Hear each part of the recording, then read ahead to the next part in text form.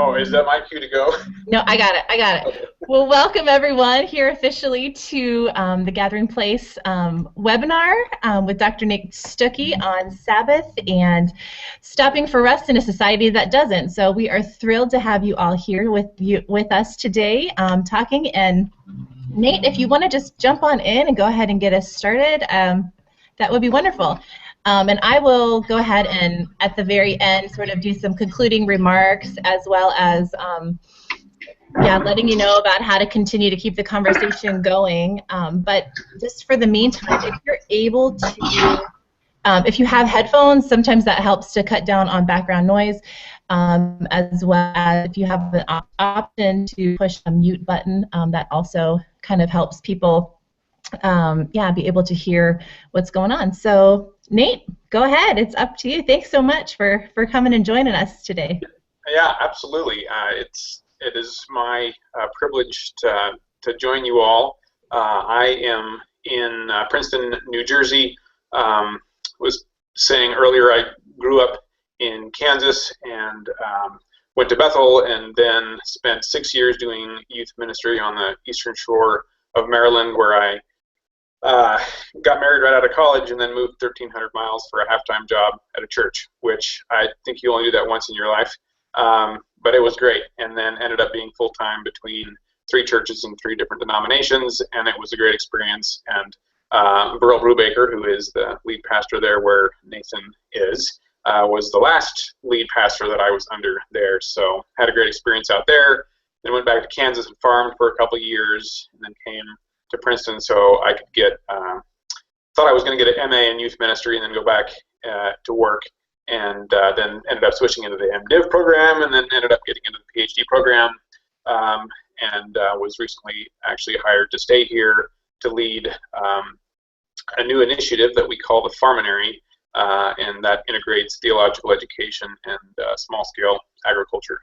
But my dissertation was on young people and Sabbath, and the Sabbath stuff actually also influences this whole Farminary project, but that's another day. For today, for our time together, want us to focus on what it means to be in youth work, youth ministry, and try to take Sabbath seriously. Just so that we can kind of do the introduction piece, I would love for, I know we kind of did this already, but if everybody could just say your name and where you're at and sort of what's your relationship to youth ministry is. Or maybe it's not. Maybe you just stumbled across this thing, and so you're not in youth ministry in any formal way. So just to strategically unmute, Lois, why don't you get us started if you're willing?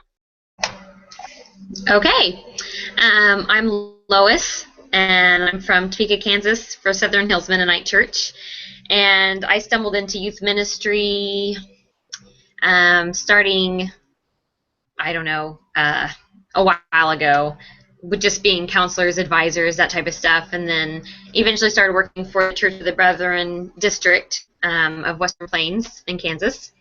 And then I moved from that job into the Southern Hills position to work with youth and young adults. Nice, nice. Thanks, Lois.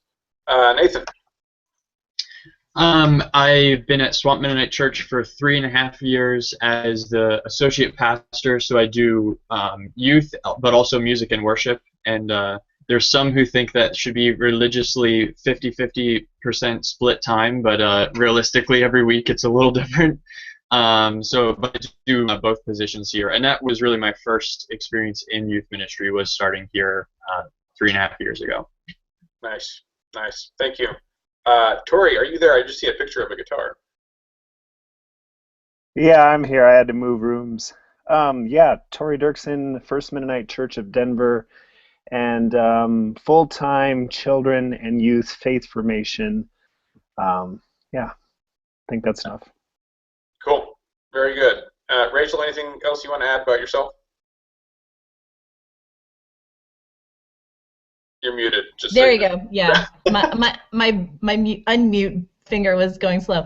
I've got 3 boys, and I think just youth ministry speaks to my heart. I mean, I'm doing doing this job as the denominational minister for youth and young adults, and also see, this theme of Sabbath and self-care as being integral to doing what we do well. So, yeah, that's why I'm here.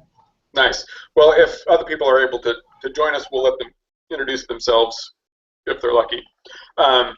So the part of what I appreciate about how you all are describing yourselves is that it seems clear to me that if we're going to talk about Sabbath, it needs to be in a way that connects with the reality of lives that are full, and usually leaning towards too full rather than not full enough.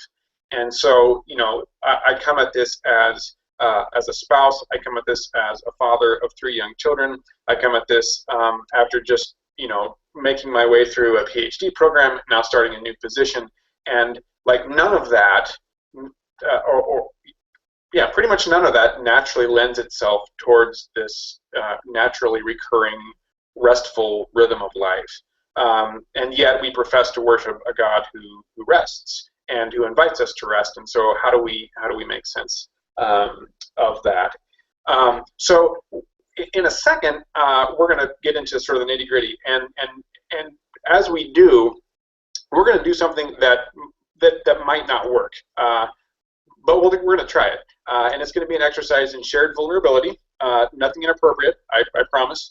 But to do this exercise, everyone's going to need some paper and a pen or a pencil, and you're going to have to write stuff down and then hold it up in front of the camera. It's going to be like a ridiculous hokey game show, or worse.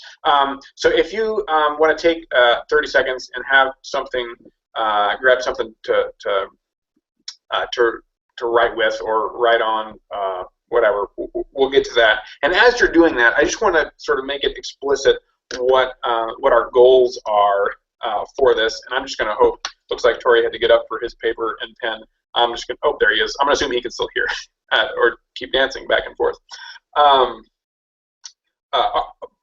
My goal for us in the next 45 minutes or so is that we could begin to construct a theologically vibrant conception of the Sabbath.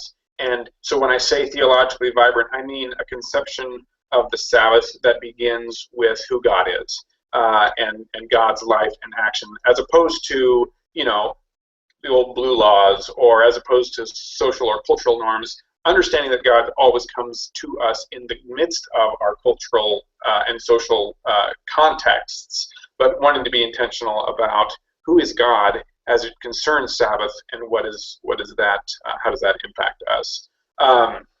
Tori, were you able to catch all that? You can just nod. Yes, no. No, okay, great. But it looks like you got paper, so we'll go with that. All that to say, the goal here is a theologically vibrant conception of the Sabbath. So as we move in that direction, I'm going to invite everybody to unmute, and I just want us to discuss briefly, why did you sign up for this particular seminar? Like, what is your motivation here? And why did you sign up, and what do you hope I'll say? Those are the two sort of first discussion questions, and anybody's welcome to respond. I was just intrigued by the title and the information that you were going to share about how we can incorporate our busy lives and still have rest. Nice. What do you hope I'll say? I don't know. Okay, fair enough. Tori or Nathan? Yeah, I mean, I work pretty intentionally at taking a Sabbath, but it's not easy, and not all weeks it works out perfectly. But I hope that on my monthly report I can say that I was at a denominationally led facilitated conversation with Rachel and Nate and others, and that they encourage youth pastors to still go, this would be the hope for what you'll say, to unplug from technology, be okay with completely turning cell phones off for 24 hours or more, and that the church and people will still thrive, and they don't need 24/7 access to us, which isn't a habit of my church, but it's amazing the looks I get when I tell them that I turn my cell phone off at night. Yeah. Wow. Or for a full 24-hour Sabbath. Yeah, that's great. Thanks, Tori. And how ironic is it that we're connecting via technology, right? Yeah, I think for me, I've been realizing over the past year and a half, 2 years, that Sabbath is probably a weak point for me. And actually this summer I'm doing some spiritual direction work with John Drescher Lehman, if anybody is familiar with him, and kind of exploring what maybe some tools that I can use to do Sabbath better. So I guess if there's something I'd be looking for you to say, it would be maybe some practical, what does it look like to actually live out Sabbath. And I guess for me, I've been thinking about or exploring the idea that Sabbath isn't necessarily a day, but it's more of a way of life. And so what does it look like every day to take those moments of Sabbath? Yeah. Nice. No, that's really helpful. Rachel? Yeah, like I alluded to a little bit before, like I feel like just youth ministry in general is so just go, all hours. And I feel like this is, I mean, we have a problem with youth ministers, generally, I don't know, in positions for less than 3 years, and what does that mean? Why are we burning out so quickly? And just even if you're a youth minister or not, burnout happens, and how can we take care of ourselves in the midst of the work that we're doing so that we can actually do the work that we're called to do rather than frying out. So I hope that you can give us some practical tips also as far as, so how do we actually make that happen and invite people that we work with who are also feeling that same sort of pull and drive and whatever to also find and reclaim Sabbath in their own lives. Yeah, that's very helpful. I think it's worth naming, and this isn't news, I don't think, to anybody, but it's worth naming that culturally at large there is a bias, I believe, toward constant motion, towards sort of 24/7 stimulation, whether it's by way of technology or other entertainment or whatever. On top of that, there is the, quote, Protestant work ethic, which is we get stuff done.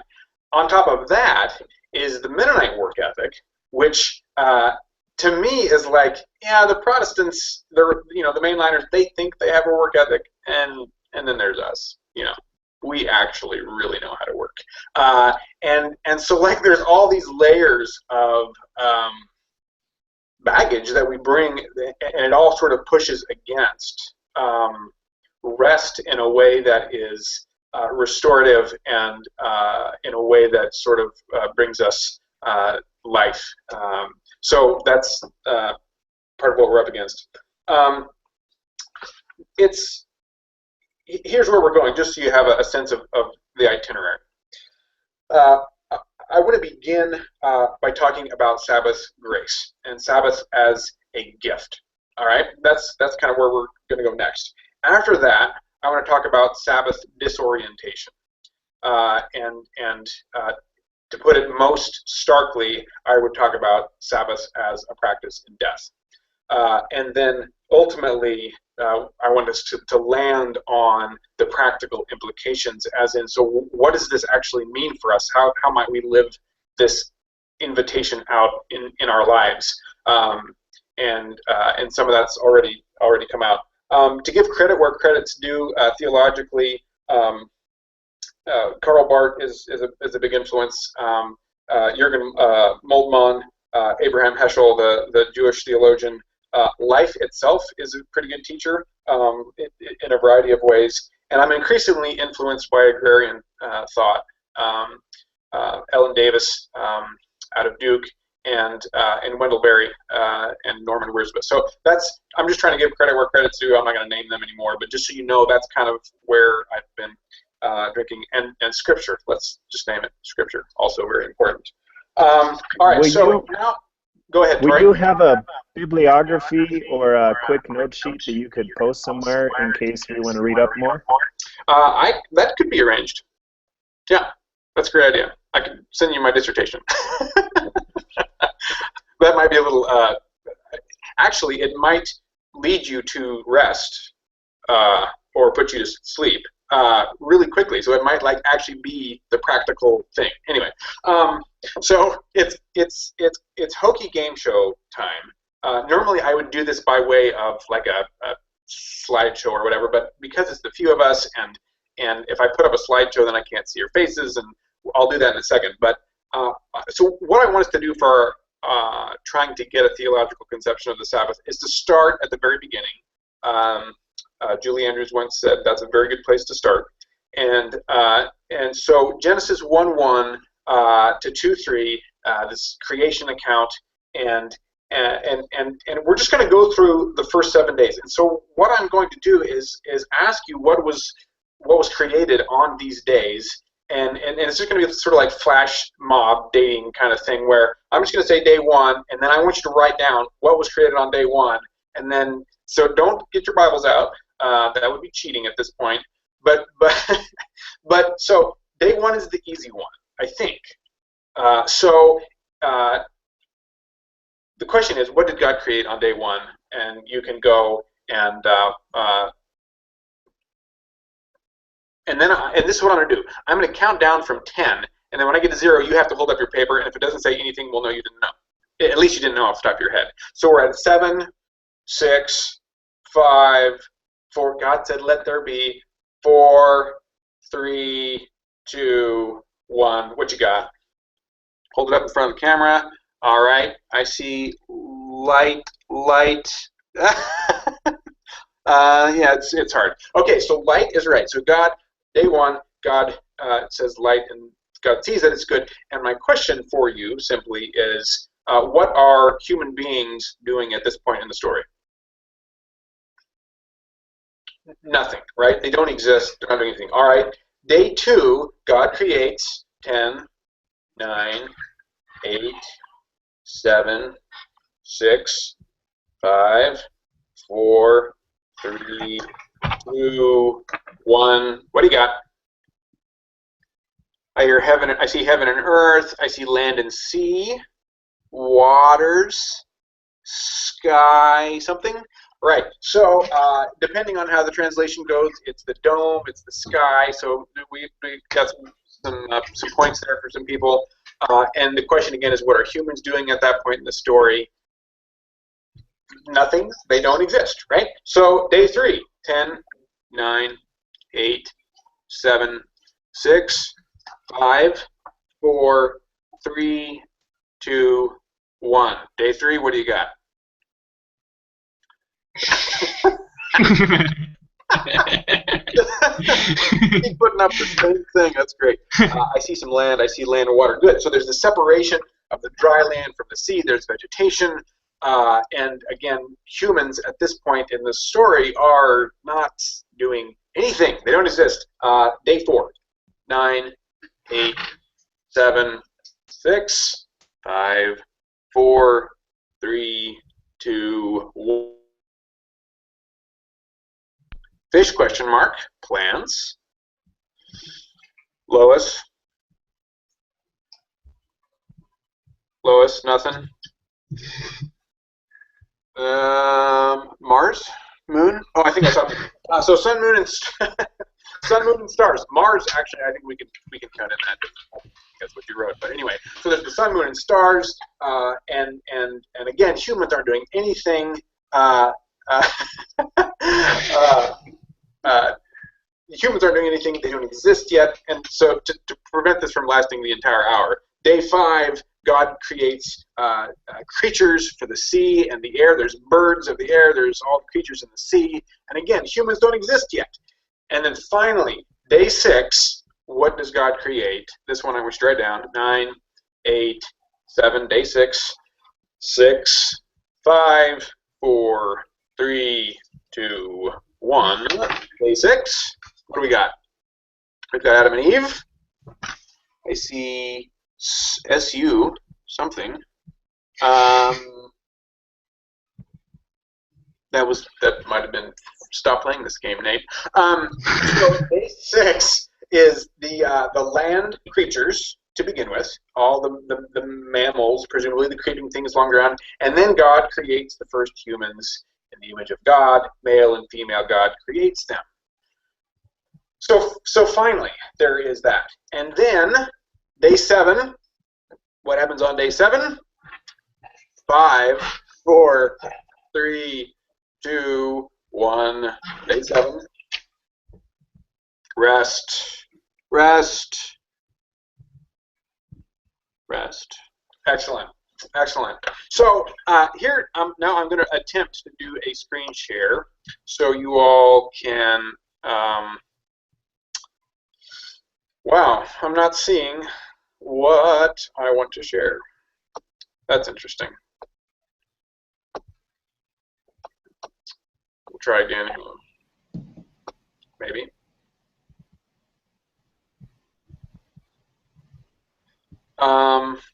Can you open it back up in your PowerPoint? Yeah, I am not. There were brief technical difficulties here. In the meantime, we can all group chat. Yes, you can.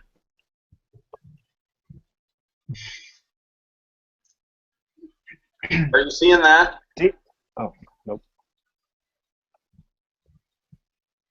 Can you see the slide now? No. No.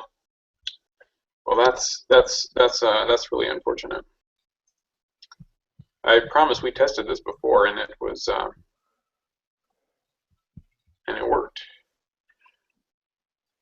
Rachel, when's the registration deadline for the January Youth Ministry Council gathering?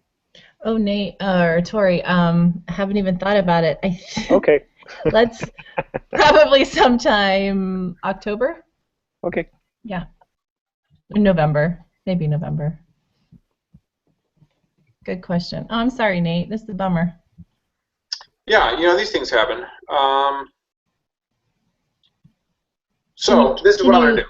Can you email it to me real quick while you're doing it? Wow. See, you assume a level of technological proficiency that may far surpass who I am.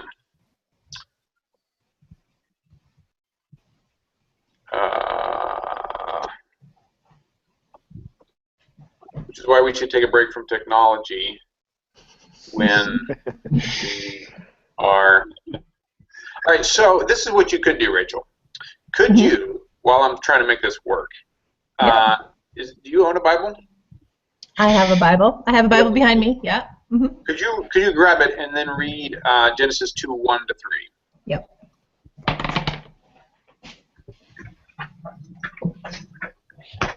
You all can, if you have Bibles, you can pull that out. Alrighty. Can y'all hear me?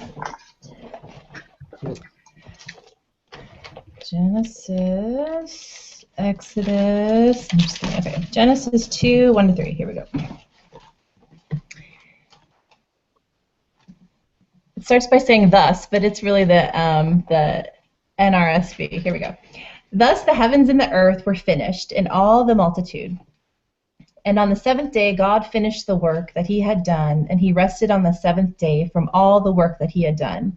So God blessed the seventh day and hallowed it, because on it God rested from all the work that he had done in creation. Are you seeing it now? Yes, I see it. It's a miracle. That's wonderful. All right, so this is so finally we get to day 7. And the heavens and the earth are finished, and all their multitude, and on the seventh day God finishes this work, and God rests on the seventh day from all the work that he had done. So God blessed the seventh day and hallowed it, because on it God rested from all the work that he had done in creation. So unmute if you're not already unmuted. And my question is, what does this story, the very first story that is found in Scripture, reveal about who God is?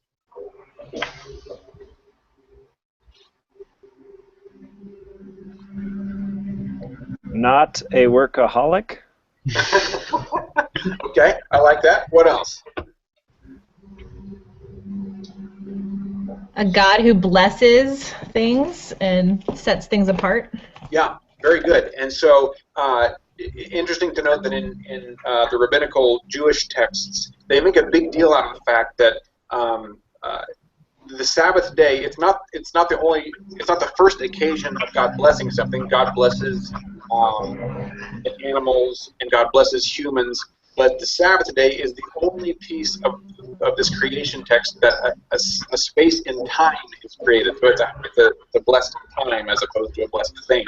So that's kind of interesting. What else do we learn about God here? That, I guess, in a sense, God has a certain rhythm, so he takes time to pause, to stop. Yeah, absolutely. So the roots of the word Sabbath simply mean to stop. And so God does this. Like, I think it's just worth recognizing God rests. And like somehow that is part of who God is. And I think that's a really big deal. Anything else to add about what we learn about God through this? Well, he values everything, like all aspects of his life and our lives and creation. Yeah, say more, Lois. He takes, time for every little thing as he creates it, and then he rests. Like, it's just one of those things letting us know that everything we do is sacred. It's not just this time on Sabbath or church or worship. It's everything that we do is very sacred. Yeah. So when the Swiss theologian Karl Barth is exegeting this passage here, he says that the first thing that this passage reveals about God is that God is love. And the reason that is because God is not a God who has no time for creation. But instead, God, has found the object of God's love and therefore is in relationship with the creation and therefore demonstrates God's love. So yeah, I think it's I love it that this idea that the Sabbath is a picture of God's love for humanity and for all creation. Anything else about what the story here is telling us about who God is?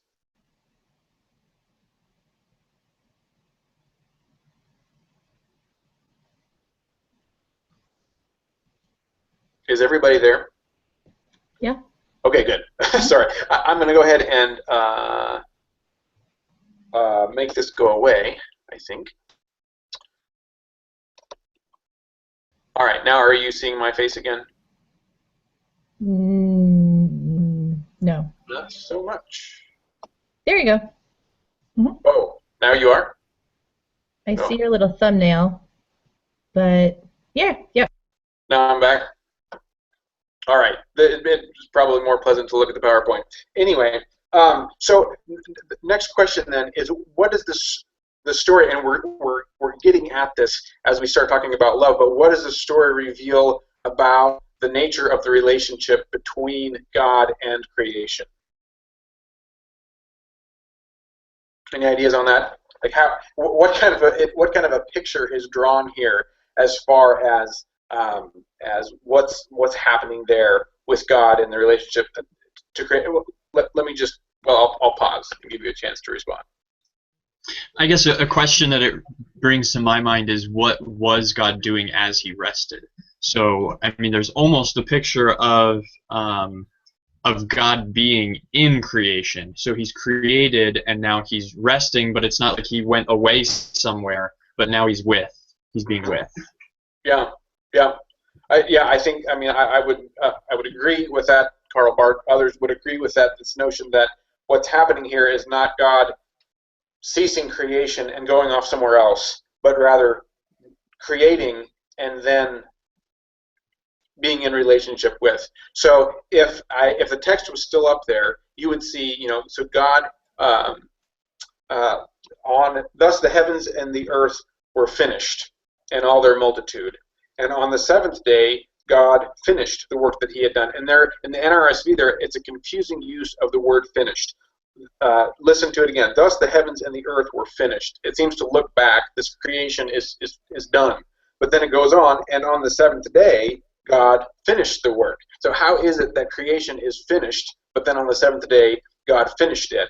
And part of what's happening there is this notion that creation, I mean, if we want to impose more sort of contemporary terms, like the material order is finished, and yet creation remains incomplete apart from Sabbath rest, apart from God's Sabbath rest.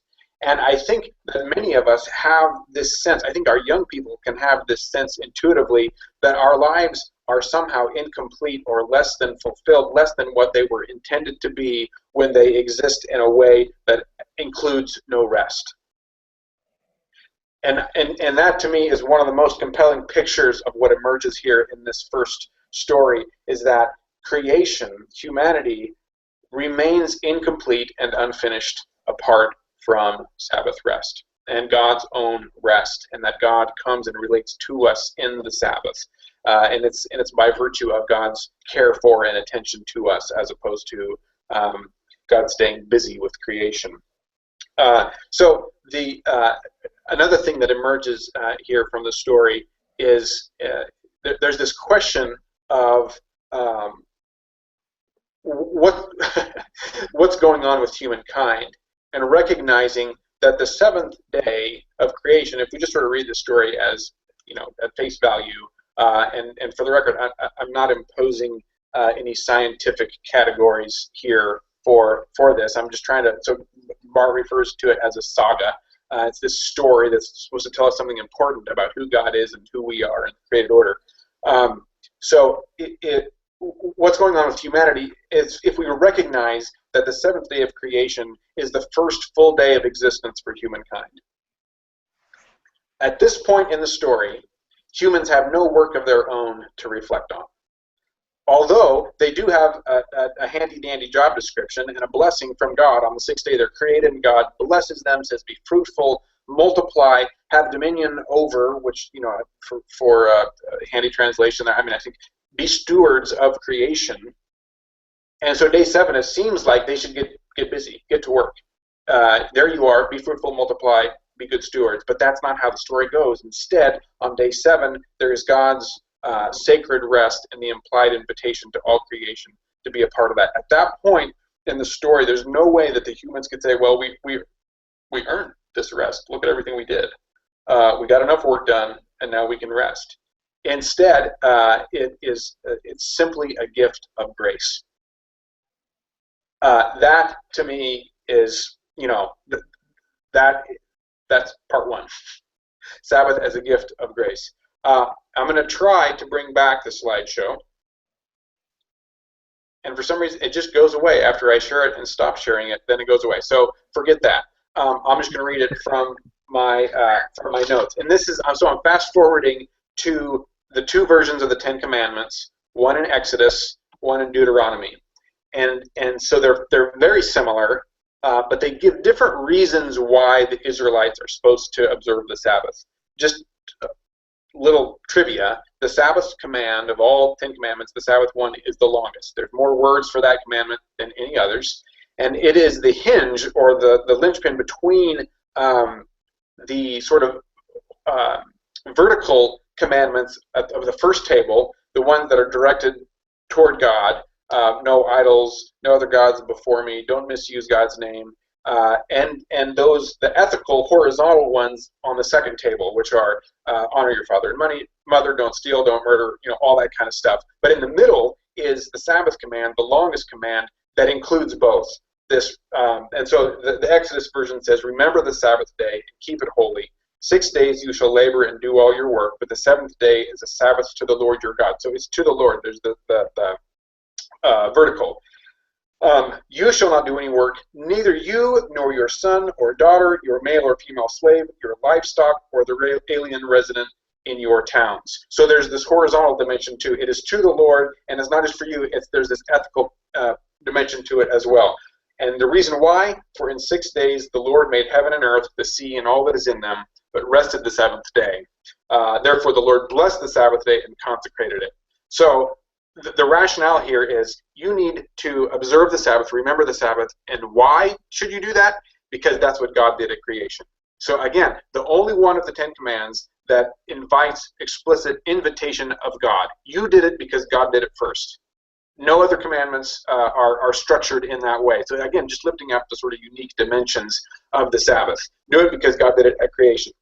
Now, fast forward to Deuteronomy and the Ten Commandments there. I'm in Deuteronomy 5, and it starts off very similar. Observe the Sabbath, keep it holy. 6 days do your work. It's for you, your children, your servants, your livestock. An interesting implication there for broader creation. Resident aliens, the whole thing. But then the rationale is different. Why? Verse 15, remember that you were a slave in the land of Egypt, and the Lord your God brought you out from there with a mighty hand and an outstretched arm. Therefore, the Lord your God commanded you to keep the Sabbath. So Exodus, you do it because, remember the Sabbath, keep it holy, because God did it first at creation. Exodus, it's remember the Sabbath and keep it holy. Why? Because God brought you out of Egypt with a mighty hand and outstretched arm. Remember that there was a time when Sabbath was not an option for you. And God delivered you from that. So now, the question is, what is the common thread that ties together the, and the thread I'm looking for here is the rationale.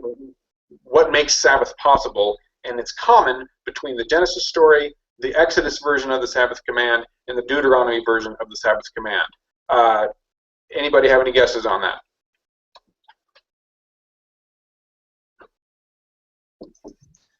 I mean, it's all grace, so it's the work of God that allows us to not work. Yeah, bingo. You should put it on your paper, hold it up. That's great. No, you did the right thing, unmuting and talking. This is the common thread. Like on day 7, it's not because humans got enough done. It was a gift of grace. In Exodus 20, that version, why should you do this? Do it because God did it first, not because you got enough done, or because you're good enough or smart enough, or because enough people like you, but because God did it first. And then the Exodus or the Deuteronomy version of the commandment, why do this? Because God delivered you from Egypt. There was a time you couldn't do it, but by God's grace that now you can. So my question then for us, and I would love for us to discuss this for a couple minutes, is how does this notion of Sabbath as a gift of sheer grace compare with the conceptions of Sabbath that we've inherited by way of our theological tradition or our cultural tradition or the intermingling of those things? Sabbath as grace versus, I don't know, is that what we've learned, or has it been something different? So I just talked, but I'll chime in again here. Because just this morning I was making up, I do a weekly schedule that is kind of like a weekly rhythmic schedule.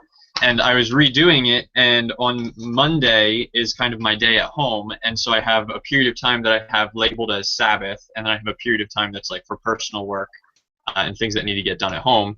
And I just flip-flop them because what usually ends up happening is I wake up and don't get anything done till like 1 o'clock, and then from 1 my wife comes home around 3:30, and it feels like I haven't done anything, which was the plan. Like I have Sabbath first, and then I work second.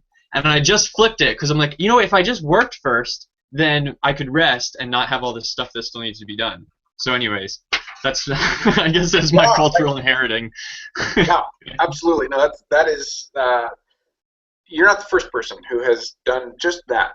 So what else as far as this notion of Sabbath as grace versus something else that we've inherited? What strikes you?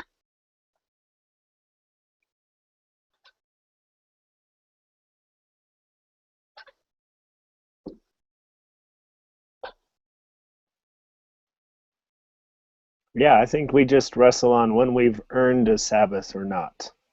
What we have to do to achieve or earn, because so much of our, if you're going to say economic system, let alone Mennonite and Christian sensibilities, we like to say grace, but we're much more comfortable about what we earn.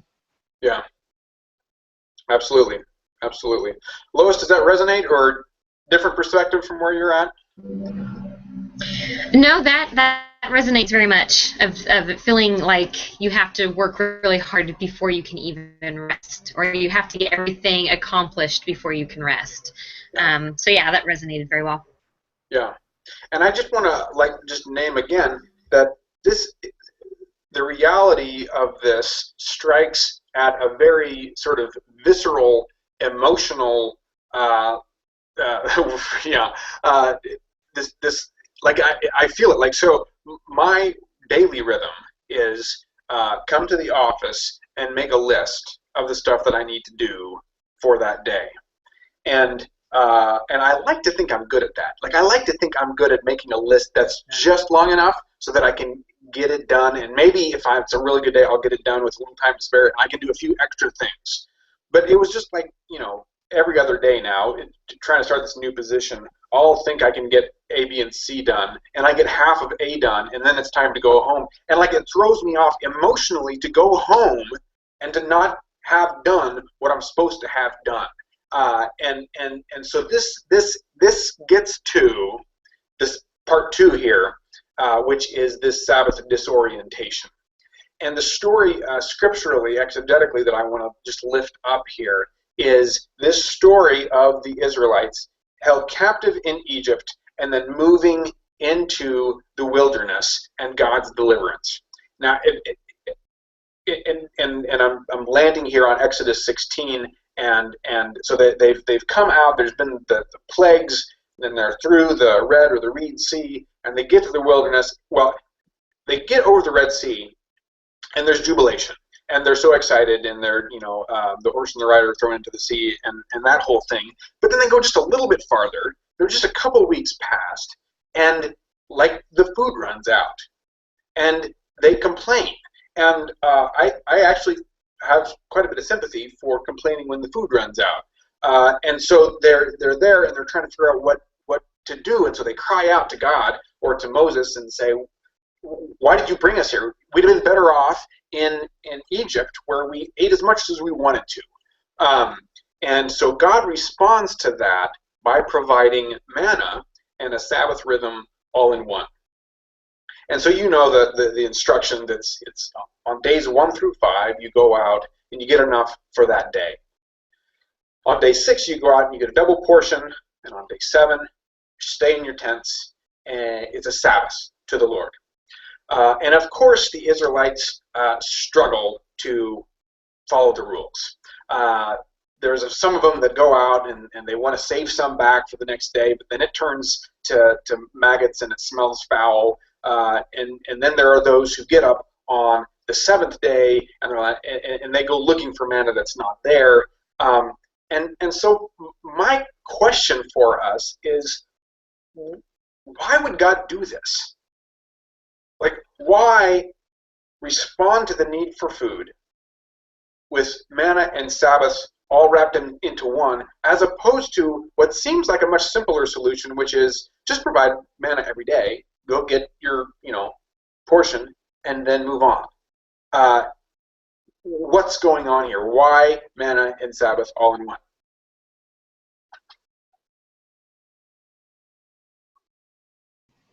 I think food talks, right? I mean, like, that's like the currency that God had to negotiate with. I mean, it's really, yeah, I think God knew that we weren't necessarily going to listen. We wanted to, I don't know, get our food, make sure we have enough, and if it was connected with this Sabbath, I don't know, maybe that's just the best way God knew that we would actually take it. Because if you can't collect too much, and if you go out and it's not there, you're sort of stuck with taking a Sabbath. Right. Yep. I think the food thing ups the motivation, certainly. What else?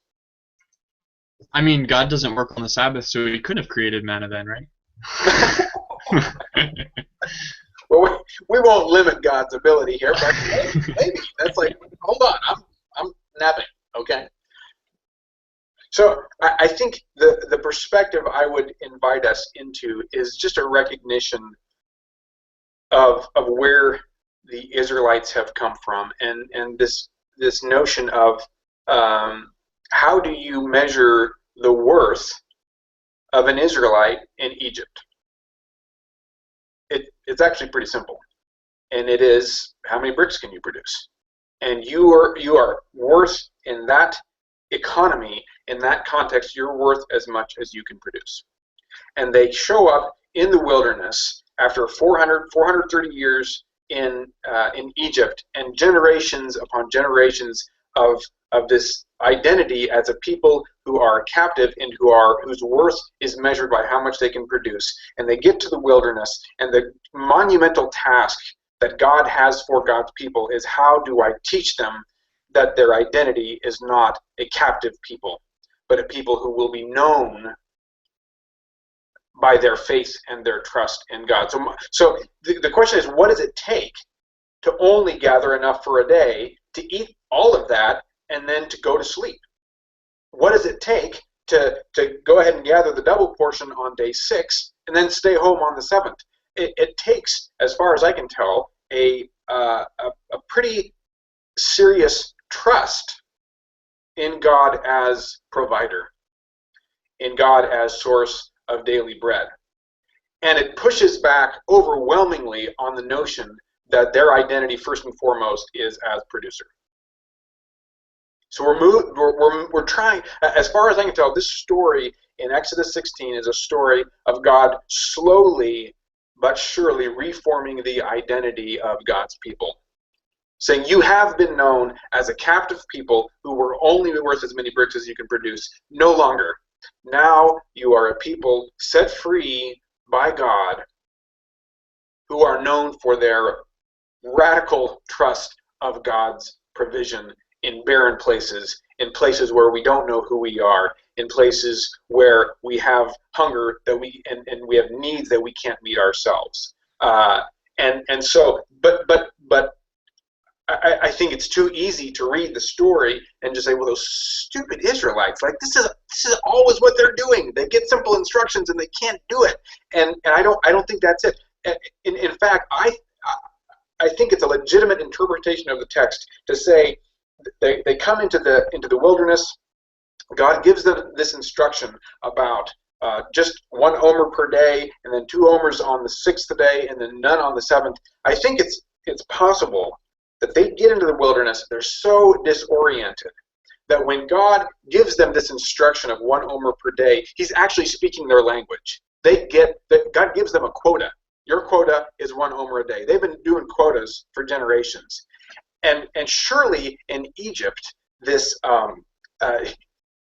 the extra production, like if your quota was, 20 bricks, surely 25 bricks cashed out in favors with the Egyptian overlords. I don't know. It seems logical enough. Is it possible then that the ones who are in the desert, who are trying to gather extra and save some for tomorrow and go out extra on the 7th, this has nothing to do with disobedience. This has to do with trying to win God's favor. You're actually trying to please God as opposed to being disobedient to God. And isn't that what we do in ministry all the time? If God is happy with me doing this and this and this for the young people, then surely God's going to be even happier with me if I do all these things in addition to all these things. And what if in the midst of that, God's saying, no, you missed the point.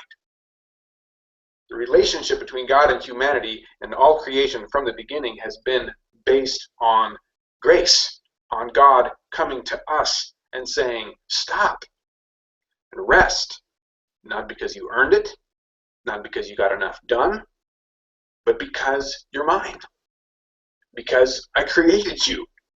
And because there is something more to our existence than what we can produce or what we can achieve, there is this sacred relationship.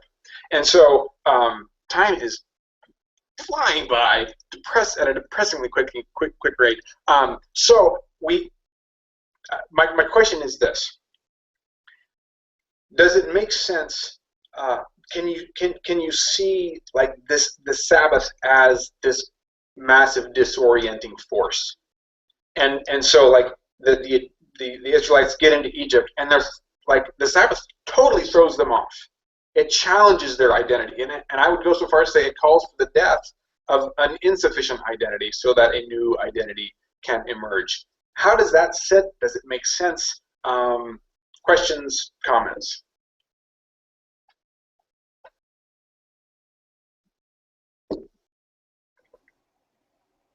Well, I wonder if tied to this, I don't know how tied, but intertwined, is how many hours, if you want to put time on it, like if productivity isn't necessarily the task getting done, that can be, one way of showing our productivity, but hours spent, and what is a healthy, boundaries with congregations, because they might say, sure, take 24 hours off, as long as nobody says this, but on the ridiculous extreme, as long as you're working 80 hours a week, I'm fine if you take 24 hours off. So to keep that, and I think it was mentioned earlier, to keep that, the Sabbath as a lifestyle, instead of just focusing on the to-do list of a 24-hour or whatever your boundaries are. So I don't know if you want to speak into that at all or not.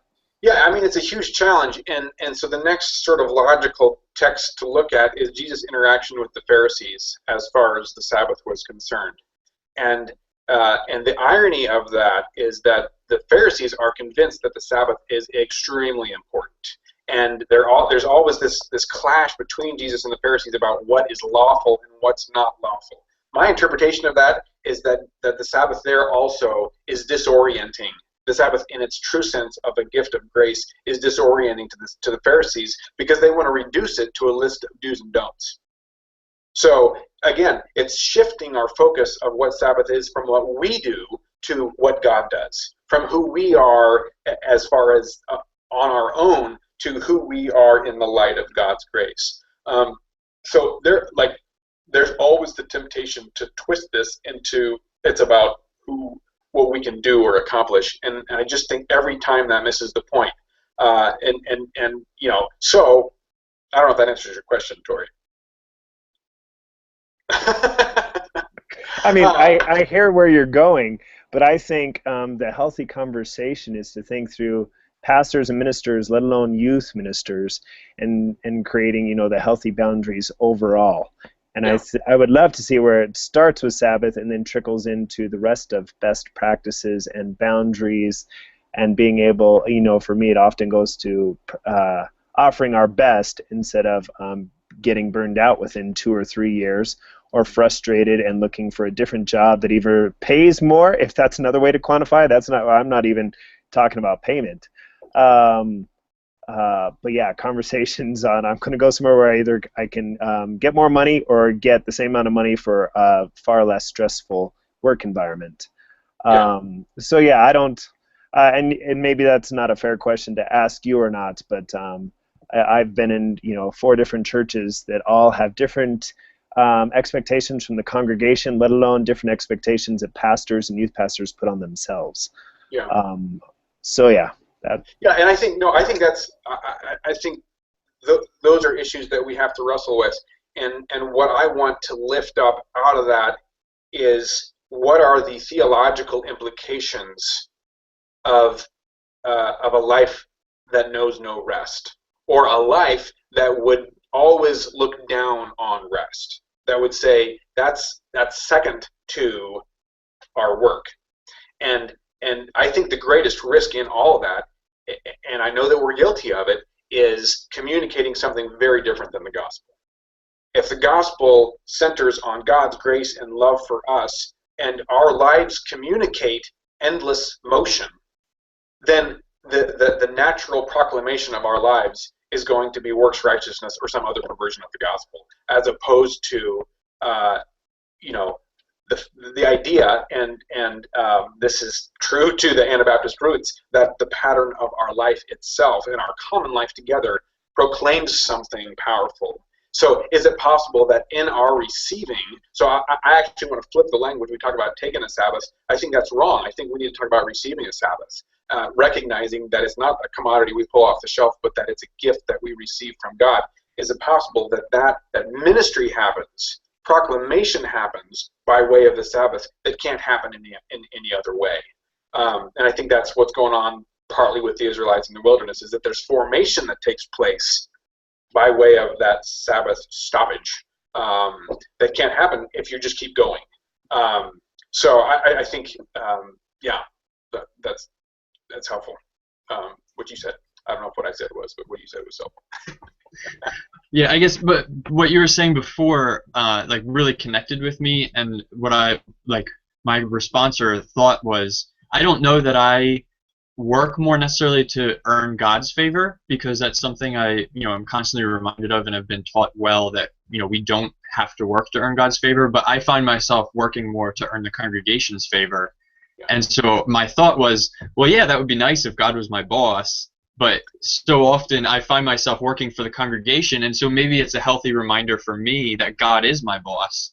And then, like you're saying, it ends up being a proclamation when I take the rest, and maybe I'm asked, why wasn't X, Y, or Z done, to be able to say, because ultimately God is my boss, and God has called me into rest, when at the time it was more important to spend some time in prayer or whatever else that time of Sabbath looked like. And it can actually be a way of talking about grace and Sabbath with people in the congregation then. Yeah, and I don't want to make this sound like it's easy or simple, which is why I want to talk about Sabbath as a practice in death, because I think there's all kinds of things that have to die in order for this to kind of emerge. And we are placed in different contexts, and like Tori said, you've been in 4 different congregations with 4 different sets of expectations, 4 different cultures, 4 different every congregation is its own little thing or big thing, and so we there's a lot of discernment that has to go on as far as deciphering how do we do this. But again, there's this sort of dangerous there are dangerous theological assumptions about what it means if the kingdom of God is actually dependent on how much we accomplish. Like, that's just really shaky ground. But at the same time, if we're going to hold on to this sort of radical discipleship of the Anabaptist heritage, how do we do that too? So it's, but I don't think they're mutually exclusive. All right, it's after 2 o'clock already, and we still have to talk about practical implications. If you have to, can we have 4 more minutes? Is everybody good for 4 more minutes? Okay. So, I mean, all this moves toward, okay, so what do we do? I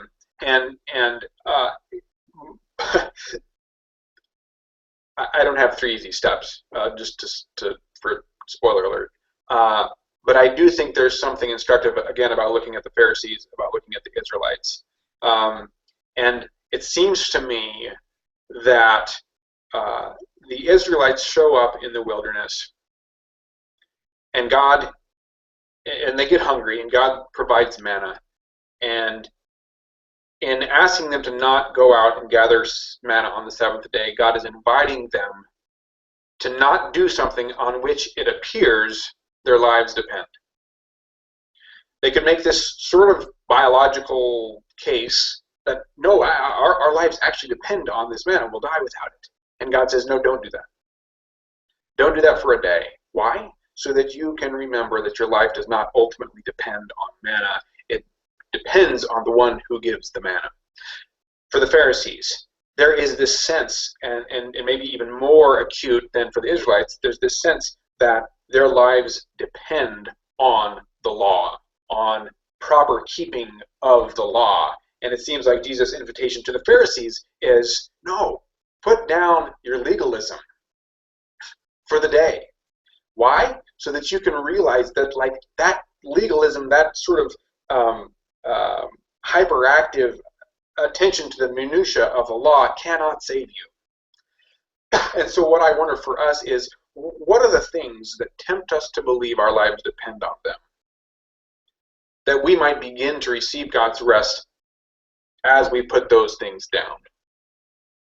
Now recognize, like, the manna thing, if they put it down for a day, they pick it back up. So if we were all in the same space, I'd do this thing with rubber ducks, and I would show a video of Ernie trying to learn to play the saxophone from Hoots the Owl on Sesame Street, and Hoots the Owl sings, you got to put down the ducky if you want to play the saxophone. The ducky's a good thing. It's just that Ernie has to put it down if he wants this other good thing, which is to play the saxophone. And I think our work in ministry is like this. Like, there's this other good thing, this identity, this rest that can be ours, but it can only be ours as we put down these other things that tempt us to believe our lives depend on them. Tori mentioned the cell phone thing from the beginning. Good grief. Like, this is so prevalent, and maybe even more so now for, like, millennials, those who aren't in high school, those just older than high school, than even for our high schoolers, to think, no, actually my life does depend on that cell phone. And or your congregation thinks your life depends on that cell phone. And so could it be that turning off cell phone for 4 hours or 6 hours or 24 hours could be this exercise in, I refuse to reduce my life to that thing. My life cannot ultimately depend on that. It has to depend on God's grace. So as we move towards kind of wrapping this up, before we do that, does that make sense? Does this notion that like maybe an entree into Sabbath practical practice is putting down the thing that tempts us to believe our life depends on it? So for me, as I was working on my way through the PhD program, it was extremely easy, that temptation to like, no, got to write a dissertation. And I could make all kinds of strong arguments for, no, actually my life does depend on getting that done. So for me, Sabbath practice through that season of life was, I will not work on that dissertation for 1 day a week. And I did it because I knew that by not doing that, it would be way too easy to stake too much of my identity on that body of work. And I had to remember, especially if you're going to write a dissertation on it, I had to remember my life could not depend on it. My life depended on God's grace and provision. And then that became, that enlivened the other work along the way. So does this make sense, this idea of putting down things that tempt us to believe our lives depend on them? Questions, comments before we wrap it up? I guess a question I have that I don't know if it's a quick one or not, but so what is it that we're picking up then? Like, what does Sabbath look like? Because I know, so for me personally, it's easy to end up filling Sabbath time with entertainment, which isn't really Sabbath then, or filling Sabbath time with I don't know what, like there's different things that'll end up, sometimes during my Sabbath time I'll end up baking bread, which is enjoyable, but then I ask the question of, is it really Sabbath? And I don't know, like what is it when we're putting down the thing our life depends on? What is it that we pick up? Yeah, that is a wonderful question. A and B, if I was going to give you homework, I'd say go and read through the Gospels and read all the stories that involve Jesus and Sabbath. And as I read those, there's sort of this consistent telos, and I think it goes back to the Old Testament as well, but that the Sabbath moves us toward life. It moves us toward refreshment, recreation, as in recreation. It moves us toward the community of faith. And this is tricky when we work in churches, but I think it's extremely important to find people to receive rest with, whether it's the family or another community, get on Google Hangout. Find ways to connect with other people, and I think that's really important. And another consistent telos, very specifically or explicitly in the Exodus story, and also in Luke 13, that the reason that Moses keeps going to Pharaoh and saying, "Let the people go," the reason why was so that they could go worship God. Luke 13. The story of Jesus in the synagogue. There's a woman there. She appears. The text says she's doubled over. She's bent over. She hasn't stood up straight in 18 years or 13 years, something like that.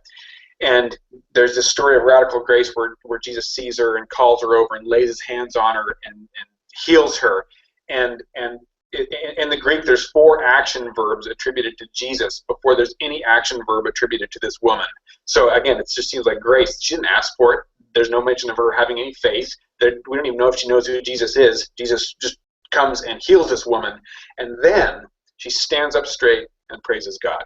That is her response. So I think we can't go wrong in putting down our stuff and standing up straight and praising God. And if we can do that in the company of other believers, like that to me in some ways is the paradigmatic Sabbath practice is praising God. And there's, a lot of different ways to do that. So other questions, comments as we wrap up?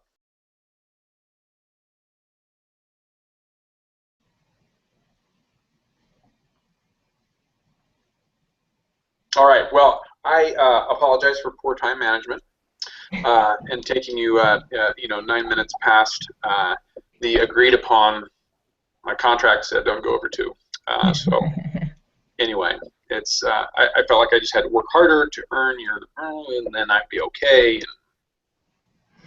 Anyway. Nate, thank you so much. I think this hour it looks like by the head shakings, and I would definitely concur that this was such a rich time with you. And I wrote over in the little group chat, preach. At one point you were on a roll, and I was like, yes, this is exactly what Sabbath is about. And thank you so much for offering your wisdom to this topic, and and speaking directly, I think, to our souls that are longing for what Sabbath looks like and can look like in our lives, as we also invite others that are in our congregations to join in, and why we all need Sabbath and what that can look like. So very, very well done, and thanks for offering yourself this time. And to keep the conversation going for everyone else, we are actually next Wednesday on the 29th from 2 to 3 p.m. Eastern Time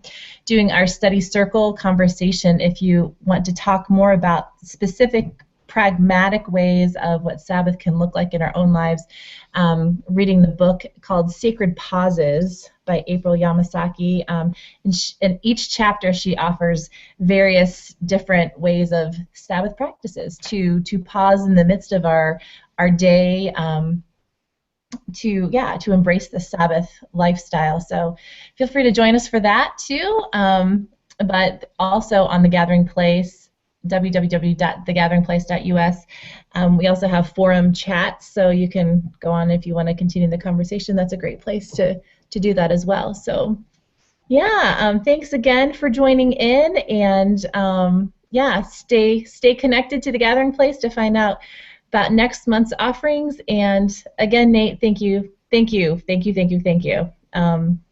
Yeah, absolutely. I'll only add one more little thing, and that is, if you stink at this, you're in good company.